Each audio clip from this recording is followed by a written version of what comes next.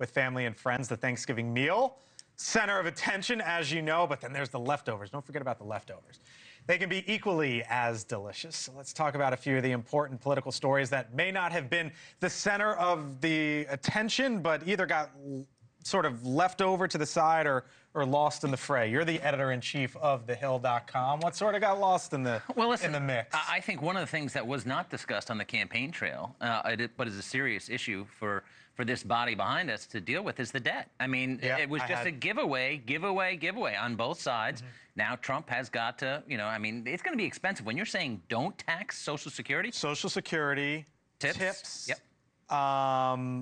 What else am I missing? There were a handful of those. But then also you're bringing down the rate, the corporate rate, which is going to cost a lot of money as well. I mean, so there's going to be... And you're doing away with the state and local, the SALT tax, which is actually funds tax cuts. So that'll be good for New York and Illinois and other blue states, and California, a lot of blue states. But this time around, you're going to see Republicans support that.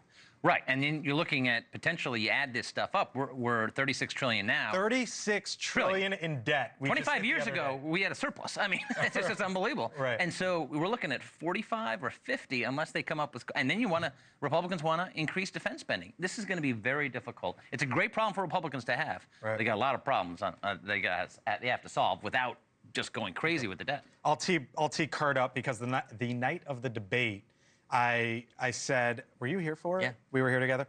I said, I just want to note it's an hour and 15 minutes into the debate, and no one has asked a single question about education. You're a parent with kids in school. I'm a parent with kids in school. Your kids in school. Your kids in school. Yep. We mentioned earlier in the show you're in your 20s. We'll leave it there, Cheyenne. But it never came up. Yeah. It never came up in the election cycle. And by the way, and here, I'll kick it to you. Now, all of a sudden, what are a lot of the conversations? Oh, Trump wants to get rid of the Department of Education. Can it happen? Yeah, I think depending on who you talk to, that's a very scary conversation. I do have to say, if we go back to the memes, there was a lot of people saying, does that mean my student loans don't exist, right? So you see young people still having a little bit of fun with it.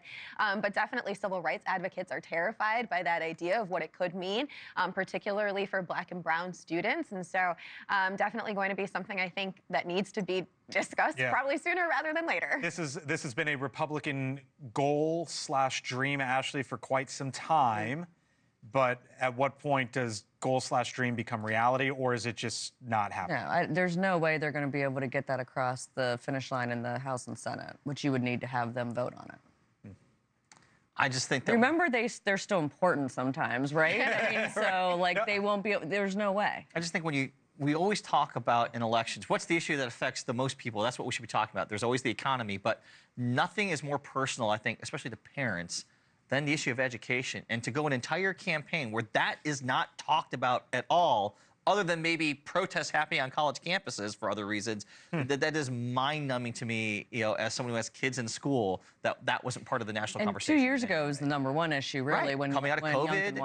Right. Yes, but not for traditional education conversations, like how you're going to make your education better. It was more about the social issues. Right.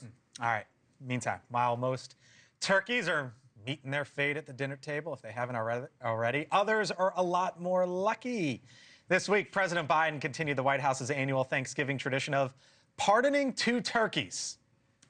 You see them there, at least one of them, Peaches and Blossom.